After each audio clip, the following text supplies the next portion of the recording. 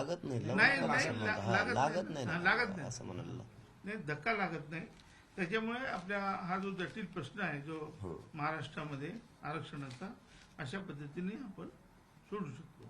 हा फॉर्म्युला घेऊन मी आलेलो आहे. परंतु आमच्या काही कंडिशन्स आहेत. म्हणजे आता मराठा समाजाला आरक्षण द्यायचं तर ओबीसीलाही समाजाला आवश्यक आहे, म्हणून आम्ही काही कंडिशन टाकलेले आहेत सरकारला, तुम्हाला नाही, सरकारला. आमचं म्हणणं आहे की याच्यामध्ये काय होईल की जेव्हा मराठाला आरक्षण जर आपण देतो म्हणलं तर ओबीसी अंगावर येतील, म्हणून आम्ही काय केलं की ओबीसी मधला जो बाराबुलतेदार समाज आहे गावगाड्यातला, तर त्यांनाही वेगळं आरक्षण 3% आम्ही जर दिलं तर ते खुश होतील. हा, ते 12 बलुतेदारांना माझ्या एक लक्षात आलं. तुम्ही टीव्हीला असं म्हणले की 12 बलुतेदारांना जरांगे पाठिंबा का देत नाही. दिला नाही मी तुमच्या समोर तिथं. नाही, आता द्या. दिला का नाही? दिला ना. आणि मग तुम्ही नाही कसं का म्हणजे चॅनल खोटं बोलत जाऊ नका ना. तुमच्यासारखे इतके ज्येष्ठ नाही, नाही. संभ्रम होतो साहेब समाजात. माझं का म्हणणं अहो, तुमच्या समोर मग 3दा तुमचा दिला. पाठिंबा आहे ना? ऐका माझा आधी आता. तुमच्या समोर मी पाठिंबा मीडियाच्या बांधवातून दिलाय. आपण भेट झालो. महापरिवार परिनिर्वाण दिन होता भारतरत्न डॉक्टर बाबासाहेब आंबेडकरचा. आपण तिथं पूजा केली, तिथं आपली चर्चा झाली. त्यानंतर 12 बलुतेदारांना वेगळा प्रवर्ग करून दिलं पाहिजे, कारण हे त्या छोट्या छोट्या जातींना खाऊ देत नाहीत. अगदी बरोबर. हे स्पष्ट बोललो मी. आणि तुम्ही रात्री मीडियात म्हणता तो जरांगे म्हणतो. ऐका, असं नाही, खोटं नाही बोलायचं तुमच्यासारख्या मोठ्या नेत्यांनी. नाही, असं नाही. तुम्ही म्हणले, मी ऐकलंय. नाही, तर तुम्ही सारख्या मागणी करा असं माझं म्हणणं आहे. अहो, पण एकदा केली का लय बारे केली का आम्ही सोबतच आहेत ना मराठी. एकदा आणि म्हणून जरांगे तरी किमान असं आहे, एकदा जर शब्द दिला ना हटत नाही. मग झालं की आपण झालं गेलं नाही. तुम्ही गैरसमज पसरायला लागले ना. नाही. एकीकडून तोडगे काढायला येतात, एकीकडून गैरसमज पसरता. म्हणजे राजकारण करायला तुम्ही असं दिसायला लागल्याचं. अहो दादा, आम्ही तुम्हाला मानलं होतं का नाही? तुम्हाला मान्य आहे का ठीक आहे नाही? ना, चांगली गोष्ट आहे ना. मानलं होतं. अहो, पण तुम्ही मीडियाच्या माध्यमात ठीक आहे, खाजगीत तुम्ही बोलले असते एखाद्या ठीक होत. तुम्ही मीडियाच्या माध्यमातून ऐकून तर घेत जाओ. मीडियाच्या माध्यमातून तुम्ही जाहीर म्हणला की ते जरांगे म्हणत नाही 12 बलुतेदारांना आरक्षण द्या. अहो, मी तिथं तर म्हणलो, पण मी तुम्हाला 4 सभेचे पुरावे देतो, तुम्ही नसताना म्हणलेले. पण तरी तुम्ही गैरसमाजातून जर कोणाचं ऐकून असं बोलणार असाल, कसं एक उपा होईल बरं? माझ्या तोंडातून तर ओबीसी बद्दल, चांगली गोष्ट आहे ना. बंजारा बांधवांबद्दल, धनगर बांधवांबद्दल आणि वंजारी बांधवाबद्दल बोलतो आम्ही. सामान्य एक शब्द नाही गेला. आणि नेत्याला नाही सोडत, पण सामान्यांना एक शब्दही क्रॉस नाही. मरेपर्यंत मी त्यांच्यासोबत राहणार आहे. छोट्या जातींबरोबर, छोट्या समाजाबरोबर. नेत्यांसमोर नाही, कारण नेता हा राजकीय फायद्यासाठी करत असतो. आणि तुमच्यासारखी कोणी अपेक्षाच नाही आम्हाला. आपण जे सांगताय ना ते बरोबर आहे, मान्य आहे मला. पण ते सरकारच्या कानात गेलं पाहिजे, म्हणून आपण वारंवार मागणी करायची. मग करूत ना, पण तुम्ही मीडियातून केलेलं असं म्हणता तो करीत नाही म्हणजे तुम्ही म्हणजे आमचा गैरसमज पसरायला लागला. नाही, चांगली गोष्ट आहे. असं नाही ना बोलायला पाहिजे. ठीक आहे ना, चांगलं. मी तुम्हाला त्याच्याबद्दल तुमचा आभार मानतो की तुम्ही खरंच पुसदलाही सांगितलंय. आणि आताही तुमची स्पष्ट भूमिका आहे की 12 बलुतेदारांना सुद्धा वेगळं आरक्षण दिलं पाहिजे. तरी पण तुम्ही म्हणता की तो मग घेत नाही. आता तुमच्या तोंडाने म्हणता पाठिंबा दिला पुसदला, आणि तुम्ही रात्री मीडियात म्हणता म्हणजे पुसदचा विषय 15-20 दिवसापूर्वीचा, आणि ह्यो विषय कालचा. तुम्ही काल म्हणताय की तो पाठिंबा देत नाही. म्हणजे तुम्हीच किती शब्दात फेक करा बोलला तुम्ही. मी आरोप करण्यातला पोरग नाही. त्याचं समजून घ्या तुम्ही. नाही, काय समजून घ्यायचं तुम्ही?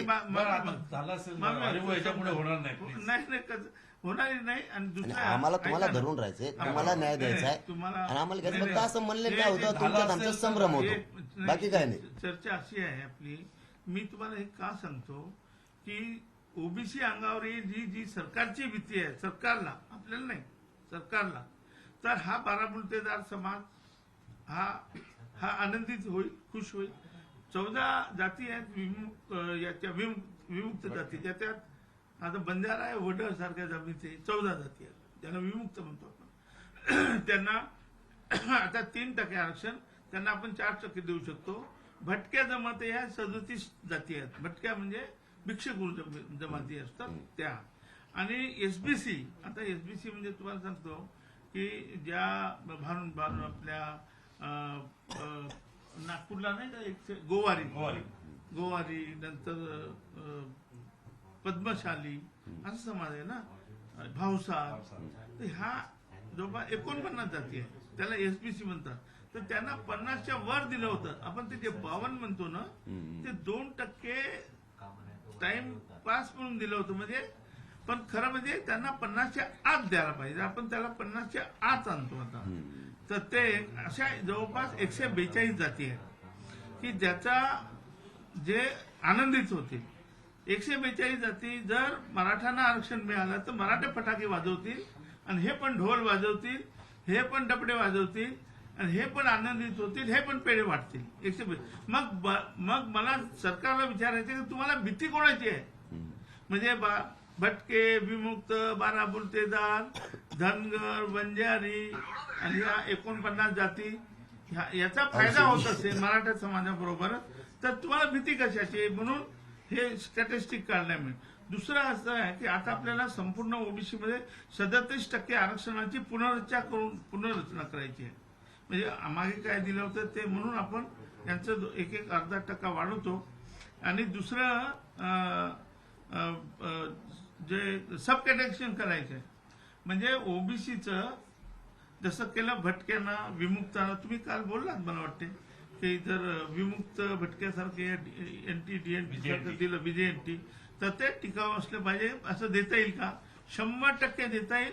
त्याला काही नाही. आता आम्ही दिलं 1994 मध्ये. तुम्हाला तुमच्या माहितीसाठी सांगतो, 1994 मध्ये जेव्हा अपकड झाला त्याच्यात माझाच सहभाग होता जास्तीत जास्त, कारण माझा विषय आहे सब कॅटेगरी. तर मान्य शरद पवार मुख्यमंत्री होते त्यावेळेस मला त्यांनी बोलवून घेतलं आणि त्यावेळेस बंजारी वाद पण होता आणि धनगर समाजाने सुद्धा आम्ही 4% मध्ये टाकलं होतं. तर मी म्हणत होतो की धनगरांना आमच्यात नको आहे, बंजारी नको आमच्यात, त्यांना वेगळं द्या. तर वेगळं दिलं, त्यावेळेस ते केलं आपण. ती मीटिंग आम्ही मान्य शरद पवारांनी सर्वपक्षीय घेतली होती. माझं या सरकारला तेच म्हणणं आहे की तुम्ही सर्व पक्षीय, म्हणजे ते राजकीय लोक जाऊ द्या, आमच्या सारख्याला बोलवा, जरांगे साहेबांना बोलवा, त्यांचे कार्यकर्ते येतील, आम्ही येऊ, अभ्यासक येतील, छत्रपती संभाजी महाराज असेल त्याच्यात, याची एक मीटिंग तर बोलवा. त्या मीटिंगसाठी मी त्या सरकारच्या, म्हणजे माझं 1-1.5 महिना झाला हे सगळं रेडी आहे, पण सरकार याला फॉर्म्युला बघायला तयार नाही. कारण त्यांना असं वाटतं की हरिभाऊ राठोड काहीतरी ओबीसी बुजून द्यायला सांगतात म्हणून अंगावर येतील, म्हणून ते बोलायलाही तयार नाही. मी तुमच्या माध्यमातून, तुम्ही खरे म्हणजे आमचे पत्री सरकार आहात, पत्री सरकार म्हणत होते आधी, नंतर त्याचं नाव प्रति सरकार झाला. मग त्याचा आता आम्हाला जागाच नाही, कुठे जाऊन लढायचं आता आम्ही? नाही, सोबत येत आम्ही बदलणार नाही. म्हणून कोणाकडे लढायचं, कुठे जाऊन सांगायचं की बाबा हे सरकार बघायलाही तयार नाही? अरे कमी कमी बघा तर. आम्ही काय कायद्याचा अभ्यास आम्ही केलेला आहे आणि असा अभ्यास आहे जो कोणीच केला नसेल. माझा दावा आहे की या संविधानिक अभ्यास आहे. मी खासदार राहिलेलो आहे, आमदार राहिलेलो आहे, मी संविधानिक तज्ज्ञ आहे. मला राज्यसभा सुद्धा जेव्हा कायदा बनवते तेव्हा बोलवून घेतात मला कायदे तज्ज्ञ म्हणून मी काही खोटं नाटक काही सांगणार नाही.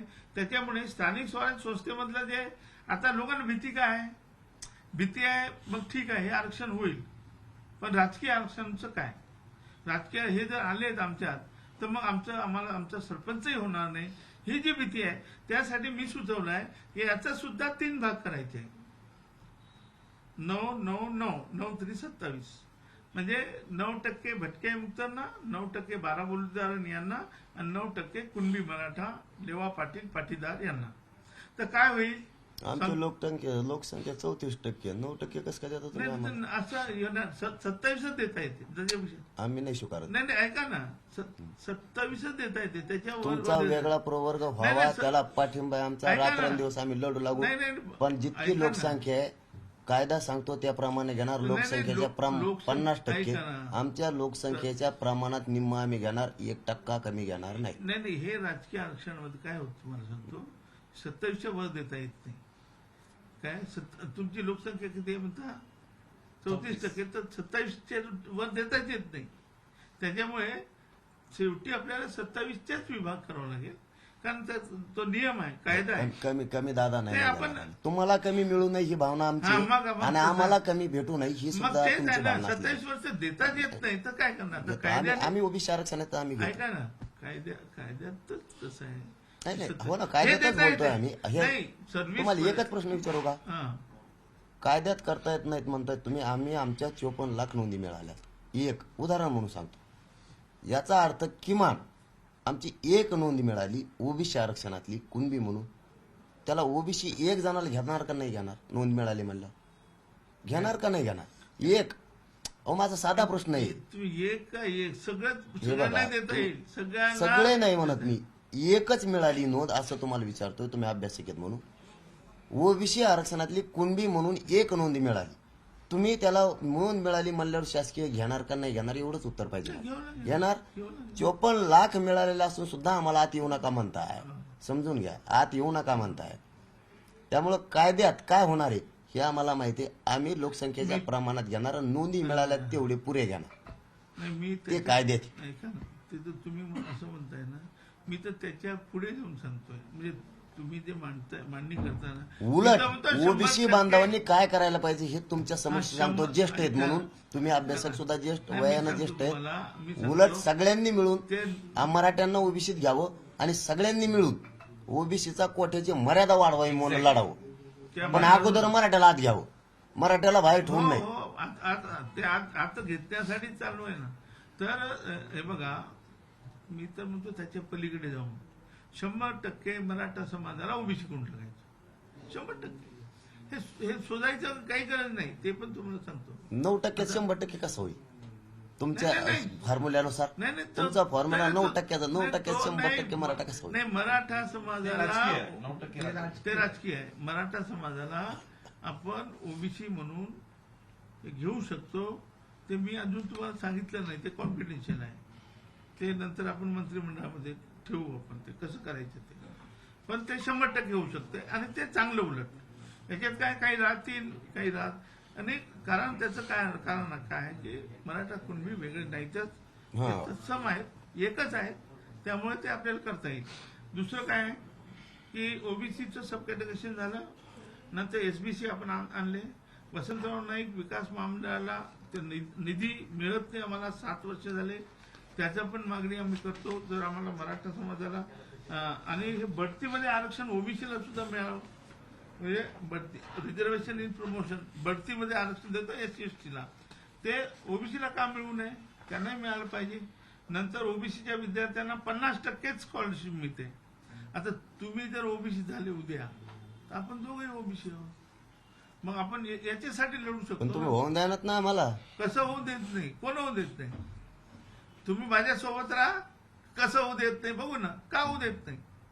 का होऊ देत नाही? ओबीसी ते नाही, आता आम्ही होणारच आहेत, त्यात अडचण नाही. तुम्ही नाही होऊ दिलं अरे आता आम्ही होणारच आहेत. फॉर्म्युला घेऊनच आलोय मी. तू फक्त हो म्हणा. भटके त्याला अंतरपरिवर्तन एक नियम आहे, तो एक काढायचा आपल्याला. स्वतंत्र ग्रामपंचायती ज्या आमच्या तांड्याच्या लोकसंख्या 300 लोकसंख्या असली तर त्यांना वेगळं तांडे हे महसूल दर्जा आणि ग्रामपंचायत द्यायला पाहिजे. ज्या सवलती, हे महत्वाचं आहे, ज्या सवलती ओबीसी प्रवर्गाला दिल्या जातात त्या सर्व सवलती मराठ्यांना दिल्या जातात आणि ज्या सवलती मराठ्यांना दिल्या जातात त्या सवलती ओबीसीना द्यायला पाहिजे. म्हणजे सगळ्यांना समान त्या सगळ्या सवलती जे काही असतील सवलती आपण देतो. म्हणजे शिक्षणामध्ये, हॉस्टेल, स्कॉलरशिप, ह्या ओबीसीला ज्या मिळतात त्या सगळ्या मराठ्यांना मिळायला पाहिजे आणि ज्या मराठ्यांना मिळतात ते ओबीसीला मिळायला पाहिजे. नंतर न्यायमूर्ती रोहिणी आयोग, आता देशभर हा एकच अशी गोष्ट आहे न्यायमूर्ती रोहिणी आयोग की या देशामधले जेवढ्या आरक्षणाचे प्रश्न आहेत ते सगळं मिटू शकतात, असं हे रोहिणी आयोगाचं तत्व आहे जे आपण सब कॅटेगरेशन सांगतो. ते त्याच्यासाठी या सरकारने केंद्राकडे शिफारस करावी ही मागणी आपली. नंतर आता समजा आपल्याला आरक्षण तर मिळेल, पण हे ठेकेदारी पद्धती जे चालू आहे ही बंद झाली पाहिजे आणि शासनामध्ये पूर्णतः भरती झाली पाहिजे. यासाठी सुद्धा आपण आता सोबतच लढणार आहोत. आणि विद्यापीठ महाविद्यालयामध्ये 10,000 पदं खाली आहेत. तुम्ही आरक्षण मिळवून तर द्याल, पण हे पदभरती होत नाही ना. त्याच्यासाठी आपण दोघांनी, आपण ओबीसी आणि मराठा समाजाने एकत्र आपल्याला लढा द्यावा लागेल. एकदा आरक्षण मिळालं लढू ना. हम्म. आधीच हे कुठं लढत बसता, आधी आमचं दुरण टेकाना तर आधी आमचं मिळून द्या आणि मग ते लढू, भरत्या लढू. फिरत्यासाठी नक्की, लढू ना. 100% आरक्षण तुम्ही आधीच कामाला लावावं लागले आम्हाला, आमचं आणखीन इकडं दुरण टेकाना. तुम्ही भले दाबाळ घेऊन आले लय मोठं ते आता नाही, इतकं या वाचून दिलं. दोनच मुद्दे राहिले. आमचं आरक्षण मी तर आमचा तुम्हाला डोळ्यासमोरचा काळजी करू नका. स्टेट विषय, मराठ्यांना ओबीसीतून आरक्षण सगळ्यांना, आमचा समोरचा विषय क्लिअर आहे. हे तर होत राहील. हा, हे बाकीचं हे कुठाण्यासाठी लढत बसावं आता आरक्षण. देतो मी सोडून बसतो हे चालत आम्ही. हा. फक्त आरक्षणाचा हो. मग पुढचं आपोआप होईल. मेन आमच्या लेकरांचं मरण दादा इथं आहे सध्या, हे महत्वाचं. याच्यासाठी तुमच्यासारख्या सगळ्या गोरगरीब बांधवांनी उठलं पाहिजे. आम्ही उठतोत ना, उठलोच म्हणलोय. हा. तुम्हाला पाठबळ सुद्धा आहे. आता ज्वलंत प्रश्न मराठा आरक्षणाचा. बरं. तुमच्याही वेगळ्या प्रवर्गासाठी जर आम्ही मागं पडलो तर मग आम्हाला बोला, एक इंच मागं नाही राहणार. असं काही पण नाही. आता सध्या आमचा ज्वलंत प्रश्न आहे, याच्यात सहभाग गरजेचा आहे. इश्यू डायव्हर्ट होता का हे हा, 100% होऊ शकतं, फक्त याच्यावर नजर टाकाय.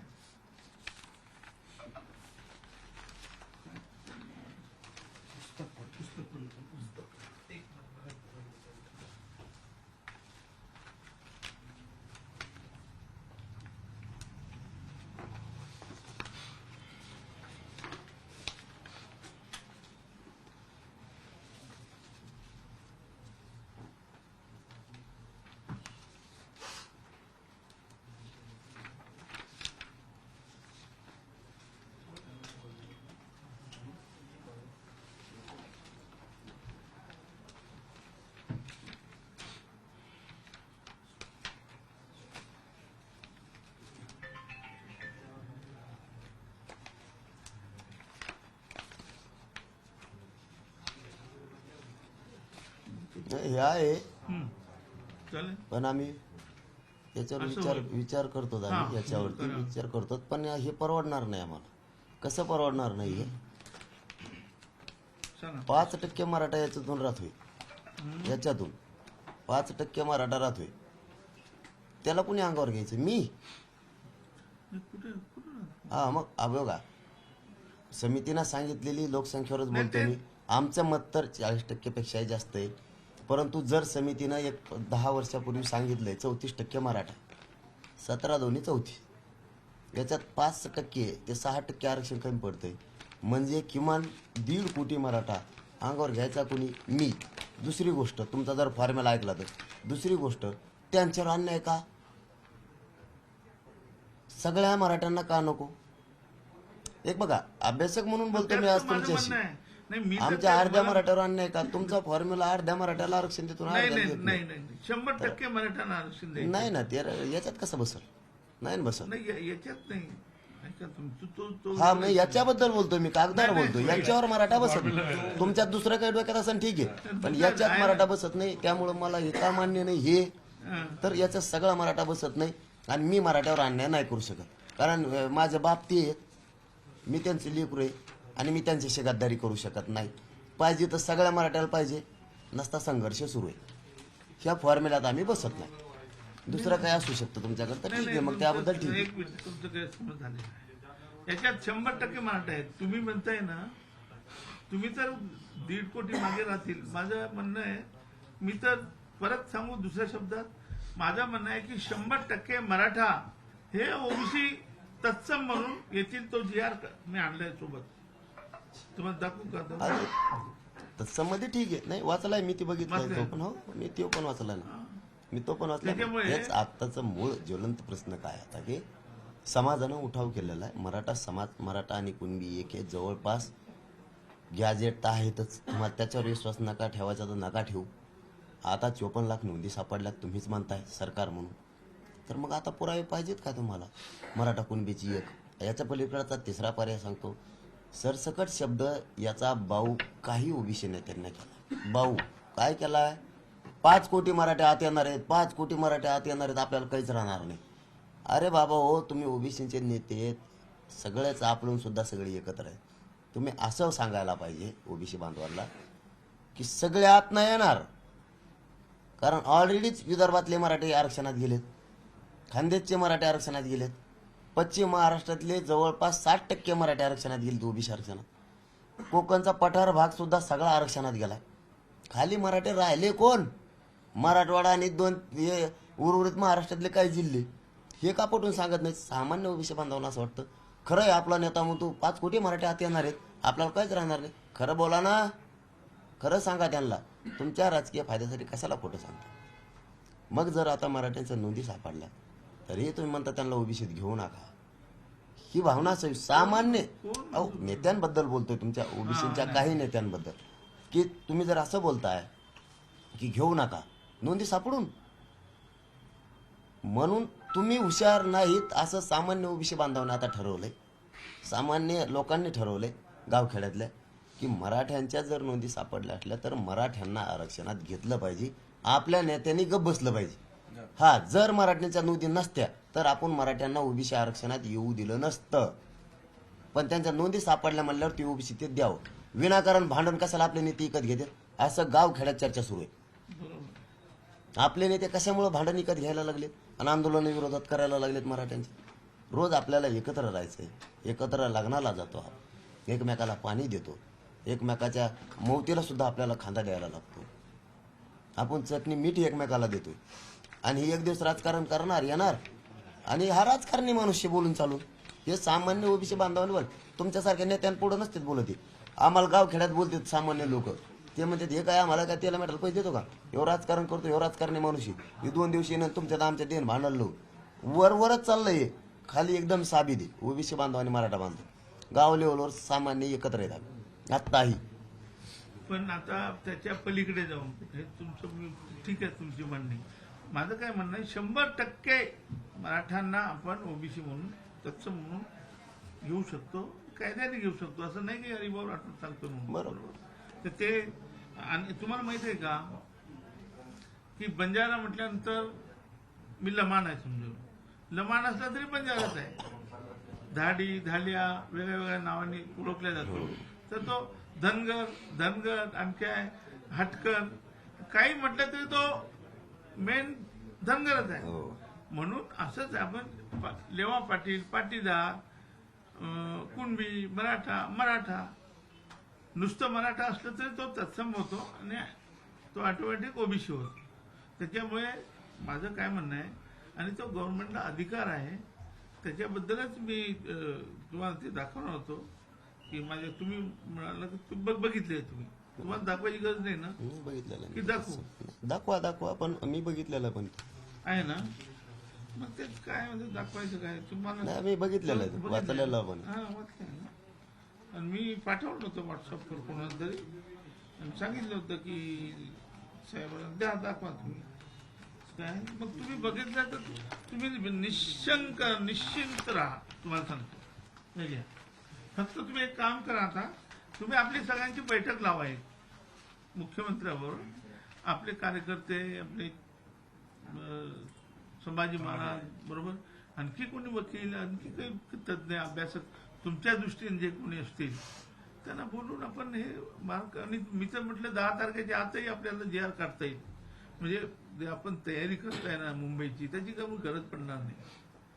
आणि तेच सांगायसाठी आज आलो तुम्हाला, दुसरं काही नाही. कळवतो आम्ही तुम्हाला.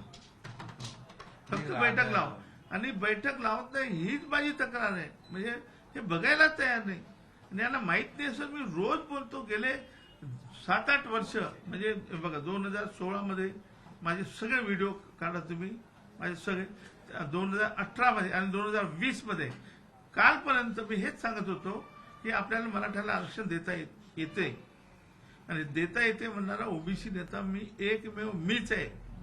काय कारण हे मला माहित आहे ना, कायद्याने देता येते, कायद्याने देता येते.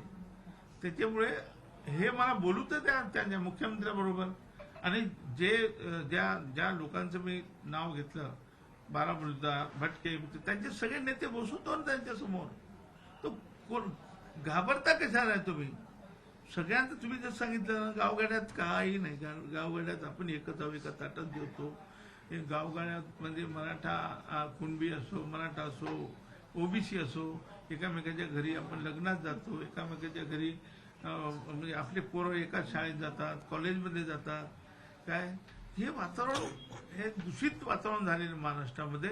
ते जर आपल्याला हे करायचं असेल, शांतता, सुव्यवस्था आपल्या महाराष्ट्रात राहिली पाहिजे, तर मी असा एक प्रस्ताव तुमच्याकडे घेऊन आलेलो आहे. यानंतर मी आणखी तुम्हाला व्हॉट्सअपवर पाठवतो काही गोष्टी, ते तज्ज्ञांना त्यांना दाखवा सगळा. आणि जे तुम्हाला आता दाखवलं ना 1% कमी जास्त होईल, त्याला 1%ला फारसं महत्व नाही, पण आरक्षणाचा मुद्दा सुटला पाहिजे. तुम्ही जे केलं इथपर्यंत आणलेलं आहे हा जे आंदोलन, ते आंदोलन काहीतरी मिळवलं पाहिजे. आपण काहीतरी मिळूनच मागे हटायचं आपल्याला, आणि इथं थांबायचे नाही परत. हे झाल्यावर अनेक प्रश्न आहे, वंचिताचे प्रश्न आहे, शेतकऱ्यांचे प्रश्न आहे, खूप लोकांचे प्रश्न आहे. हे तर निमित्त झालं की तुमचं नेतृत्व आम्ही स्वीकारलंय.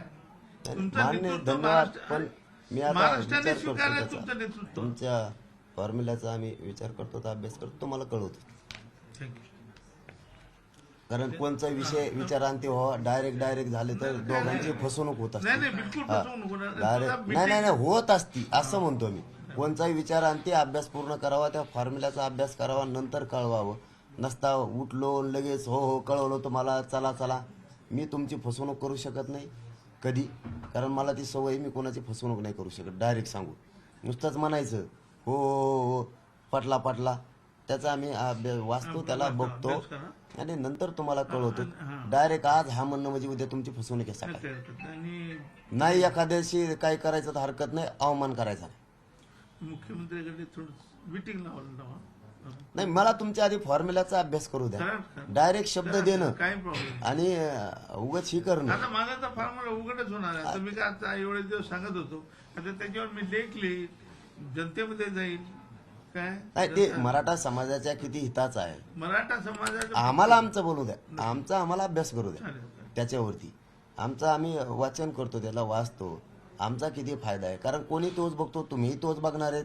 जसं की तुम्हाला वेगळा प्रवर्ग करायचा आहे, त्यासाठी आम्ही तुमच्या सोबत येतो. वेगळा तुमचा प्रवर्ग होईपर्यंत 12 बोलवते दाराच्या पाठीशी आम्ही येत. धनगर बांधवांच्या सुद्धा आहेत, त्यांना पूर्ण त्यांचं हक्काचं आरक्षण मिळेपर्यंत. आणि आपले काही प्रदेशाध्यक्ष आले होते बंजारा बांधवांचे, त्यांनी सांगितलं की आमची मागणी, म्हणलं आम्ही जर नाही शेवटपर्यंत राहिलो तिथून पुढे बोला, बरोबर. शेवटपर्यंत लढायला राहू आम्ही तुमच्यासोबत. म्हणजे आम्ही सोबतच येत, फक्त ज्वलंत प्रश्न सध्या हे याच्या पाठीशी सगळ्यांनी उभं राहिलं आशा पाहिजे. निर्माण झाली आता. या वेळेस याचं तुमचं आम्हाला तुमच्या फॉर्म्युल्याचं थोडंसं आम्ही त्याच्यावर अभ्यास करतो, नंतर तुम्हाला कळवतो. आता हा म्हणणं म्हणजे तुम्ही आशाला लागणार आहेत, आम्हाला कळाना त्याच्यात काय आहे. त्या फॉर्म्युल्यात समाजाची फसवणूक करणं ही आपली जबाबदारी नाही, त्यांना न्याय देणं आपली जबाबदारी. तुम्हाला आम्ही वाचून ते करून अभ्यास करून कळवतो. मराठा समाजामध्ये खूप वकील आहेत, चांगले विद्वान पण आहेत, अभ्यासक आहेत. उतडाला त्यांना लई येत, त्यांची काही अडचण नाही. भले सगळ्यांना त्यांच्या विचारून करा, काय गरज problem भरल्यात पुस्तकाने त्यांना. मला एवढा विश्वास आहे काही की अडचण नाही. ते सगळं पसंत करतील. याच्यात म्हणजे फसवणूक होण्यासारखं काही नाही. नाही, पण वाचलं पाहिजे या मताचं नाही. तुम्ही माझ्यावर डायरेक्ट विश्वास टाकू नये, मी तुमच्यावर डायरेक्ट टाकू नये. अगदी बरोबर. माझं काय म्हणणं आहे की तुम्ही सगळ्यांना दाखवून द्या, पण लवकर करा.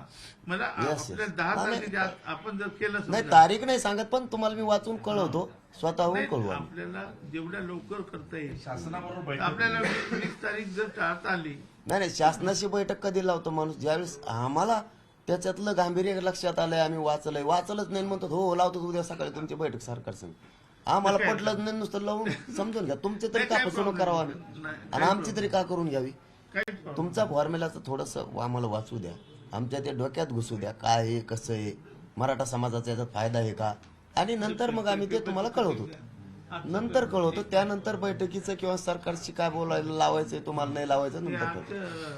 आमचं पुढारी आहे तसे झालेलं आहे. एक पेपरचं कटिंग होतं ना, रेड हा, हे बघा, हे गेल्या वर्षचं आहे. आणि याचं- नाही, ते वाचतो मी, निवांत वाचतो. आणखी निवांत होतं ते. हे बघा कुठे आहे? हे बघा, याचं टायटल बघा काय. चालतो वाचतो मी, निवांत वाचतो. ते लय मोठं आहे ना, हां. हे काही 1 मिनिटाचं नाही ना आता विषय. नाही तुम्हीच ठेवा ते पेपर. हे दोन्ही तुम्हाला तुमच्यासाठी चालले आहे. पूर्ण वाचा आणि आजचं याचं वाचा. हं? निश्चित. आणि काही असेल मला क्वेरी काही असेल सांगा, केव्हाही सांगा. आणखी एक बैठक घेऊ आपल्याला. ठीक आहे ना. ठीक आहे, 2-3 प्रश्न. पण इथे थांबू नका आता तुम्ही. काय थांबायचं नाही आंदोलन? इथे. आंदोलन कुणी आलं तरी थांबत नाही, तर चालेल. फक्त आम्ही याच्यावर वाचतो, त्याशिवाय नाही. कारण आधी त्यात तुमचं हिते आमचं हिते आम्ही बी बलुतेदार बांधवांना फसू नाही, खोटा हा म्हणून बरोबर. खरं हा म्हणावं, तसं आम्ही अभ्यास करूनच बाकीचा विषय घेऊ. त्यांनी तुम्हाला फॉर्म्युला दिला, तुम्ही तो नाकारलाय आणि नाही नाही, कोणी नाकारला जरंगे पाटलांनी नाही नाही नाही नाही, असं कसं त्यांनी तुम्हाला त्यांना प्रश्न आहे त्याला उत्तर दिलं. नाही नाकारला नाही हो, तुम्ही कसं नाकारला म्हणता, तुमच्या तोंडात काही नाकारला नाही, आम्ही बघू म्हणाले. बरं, त्यांनी फॉर्म्युला तुमच्याकडे ठेवलेला आहे, तो हा. तुम्हाला अभ्यास मान्य करतो आहे म्हणाले, का? अभ्यास काय केल्यानंतर भूमिका आहे त्याच्या संदर्भात? नाही, त्याच्यामध्ये किती मराठा समाजाचा फायदा होणार आहे हे सगळं अभ्यासात ते आम्ही वाचून बघूया. मात्र त्यांना आत्ता शब्द दिलेला नाही. ज्यावेळेस ते आमच्या लक्षात येईल की समाजाचा याच्यामध्ये फायदा आहे नाही, सरकारची बैठक लावायची त्यांना, असं त्यांचं म्हणणं आहे. सरकारची बैठक कधी की ज्या आता ही ज्वलंत प्रश्न आहे मराठ्यांचा, याच्यामध्ये मराठा समाजाचा फायदा होतो, 1%ही मराठ्यांना दगाफटका होत नाही, त्यावेळेस सरकारला सांगताय. आत्ताच त्यांना शब्द द्यायचा, आम्हाला आज माहीत नाही त्यांचा फॉर्म्युला काय, आम्ही नीट अभ्यासून नाही घेतला तो, आणि आधीच सांगायचं की हो आम्ही सरकारची बैठक लावतो. सरकारची बैठक कधी लावायची? ज्यावेळेस आपल्याला आपल्या समाजाचं याच्यामध्ये हित आहे आणि फायदा होतो त्यावेळेस. आणखी ते वाचलंच नाही तर आधी वर काय म्हणू ना, आमच्या जुनी म्हणे म्हैस पाण्यात आणि वर सौदा, माहीतच नाही काय, आणखी ते जाणून घेतल्याच्या नंतर बघू, आता नाही. त्यांनी 5-6 मुद्दे मांडले तुमच्याकडे, त्याच्यामध्ये राजकीय आरक्षणाचा एक मुद्दा होता, ओबीसीच्या टक्केवारीला धक्का न लागता सुद्धा 10% आरक्षण, असे 2-3 जे मुद्दे होते, हे तुम्हाला कसे वाटले? नाही, तेच सांगितलं मी, म्हैस पाण्यातून वर सौदा, त्यातलं त्याच्यात पोटात शिरल्याशिवाय, ते पूर्ण बघितल्याशिवाय अभ्यास पूर्ण गोष्टीनं बोलू नये, कारण ते पण कायद्यात नाहीत. काही गडबडीत समाजाची फसवणूक होत असते आणि आपल्याला मला ती किमान नाही करायची. माझ्या खांद्यावर जबाबदारी असल्यामुळे मला पूर्ण समाज आरक्षणात पाहिजे आणि त्याच्यातून जात नाही प्रथमदर्शनी माझ्या लक्षात आलेलं आहे. परंतु त्यांनी दुसरा एक फॉर्म्युला त्याबरोबर दिलेला आहे, ते सगळं एकूण वाचन करून नंतर मग पाहू. आम्हाला ते योग्य वाटलं तर आम्ही त्यांना 100% बोलू, सांगू, नंतर पुढचे निर्णय घेतो, पण आज नाही. ते सुरुवातीला आल्याबरोबर एका मुद्द्यावरून तुम्ही त्यांच्यावरती चिडला होता, खडे बोल सुद्धा सुनावली, नंतर हरिभाऊ राठोड तुम्हाला सॉरी सुद्धा म्हणाले, काय मुद्दा आहे तो? नाही, ते काय झालं, ते ज्येष्ठ आहेत असं नाही, पण खरं बोललो. मला पहिल्यापासून आता ते आवाज तसा आहे आणि खरं बोलायची सवय आहे. आम्ही ते सोबत एकत्र होतो. भारतातील डॉक्टर बाबासाहेब आंबेडकरांचा महापरिनिर्वाण दिन होता, त्याविषयी आम्ही सोबत होतो. आम्ही पूजा की अर्चा केली. तिथलं सगळं संपल्याच्या नंतर तिथं 12 बलुतेदारांचे सगळे ज्येष्ठ नेते बंधू आले होते आमचे, आणि आपण त्यांना त्याच दिवशी शब्द दिला की आपण, त्यांचं म्हणणं होतं ओबीसीला छोट्या छोट्या जातींना आरक्षण खाऊ दिलं जात नाही, ओबीसी त्यांचा वेगळा प्रवर्ग पाहिजे. आपण त्या दिवशी कुठलीच विचार न करता, कोणाची पर्वा न करता डायरेक्ट मराठा समाजात त्यांच्या पाठीशी आणि वेगळा प्रवर्ग झाला पाहिजे जाहीर पाठिंबा मीडियात दिला. त्यानंतर 4 सभेत बोललो मी त्यानंतरही, आणि ते काल परवा डायरेक्टच म्हणले. म्हणजे ज्येष्ठ माणसानं कसं हाताळायचं समाज काय, हे थोडंसं मला रात्री हे झालं की एवढे मोठे अभ्यासक आहेत, कायद्याचे अभ्यासक आहेत, आणि असं बोलतात की जरांगे आमची मागणीबद्दल बोलत नाही. अरे यार म्हणलं, असं कसं गैरसमज समाजात पसरू शकतात, गैरसमज कसं काय पसरू शकतात. म्हणून आता ते आलेत म्हणून विचारणं काम होतं. मी फोन करून त्यांना विचारलं नाही, आणि कोणी परस्पर तिकडे बोलला तर मला सवय नाही तो असं का बोलला म्हणून. ते आलेत म्हणून बोललो, नसते आले तर विचारलं सुद्धा नसतं. तुम्ही काय फॉर्म्युला दिलाय जरा सांगा. मी बघा फॉर्म्युला मी सांगितलंय त्यांना. बघा आपण साधारण किती मुद्दे आणलेत फॉर्म्युल्यामध्ये, मुद्दे बघा कसं आहे की आजपर्यंत आपण काय सांगत होतो 50%च्या वर देता येत नाही, बरोबर. मी असा फॉर्म्युला आणलेला आहे की आपण 50%च्या वर सुद्धा आरक्षण देऊ शकतो, परंतु ते 57% पर्यंत देऊ शकतो. काय झालं की आपल्याकडे इम्पेरिकल डाटा नव्हता आजपर्यंत, आणि इम्पेरिकल डाटाचा अर्थ आपण माहिती आहे की बिहारमध्ये जेव्हा लोकसंख्या झाली तर ओबीसीचं पर्सेंटेज वाढलं, म्हणून त्यांनी पर्सेंटेज वाढलं. आणि आपलं बघा तामिळनाडूचं उदाहरण सगळ्यांना माहिती आहे, ते सुद्धा लोकसंख्या झालेली आहे, आणि लोकसंख्या झाल्यामुळे त्यांनी आधीच वाढवलं आहे. आपल्याकडे बांटी आयोगाने जो आवाज दिलेला आहे या स्थानिक स्वराज्य संस्थेच्या निमित्ताने, त्याच्यात त्यांनी म्हटलं आहे की 37% ओबीसी आहे, तर 37% आपण ओबीसीना आरक्षण देऊ शकतो. हा एक फॉर्म्युला, म्हणजे 50%च्या वर आपण देऊ शकतो. आता हे करत असताना काय होईल की ओबीसीला धक्का लागू नये, ओबीसीला धक्का लागू नये सगळेच म्हणतात. तर हा जो माझा फॉर्म्युला काय म्हणतो, आपण ओबीसीला किती टक्के आरक्षण देतो, तर 27% आरक्षण देतो.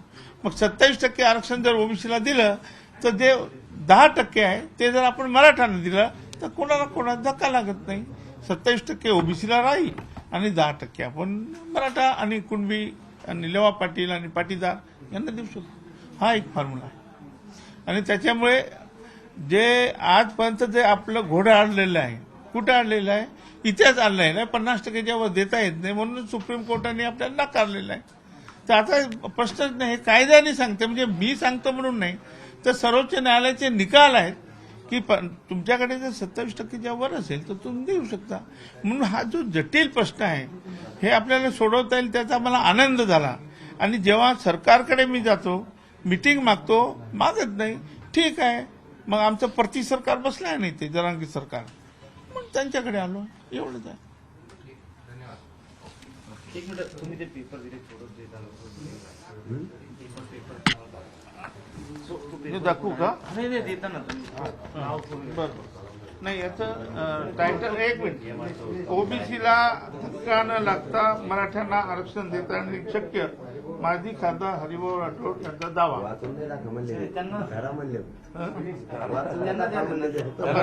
बरं, अच्छा, देताना. पुढारी त्यांना महत्वाचं आहे. हा, घ्या. आता लक्षात आलं. माझे पुस्तक होते, पुस्तक ते लोक, पुस्तक ते लोक. हा, आणि एक मिनिट, ते पुरावे ते हे घ्या.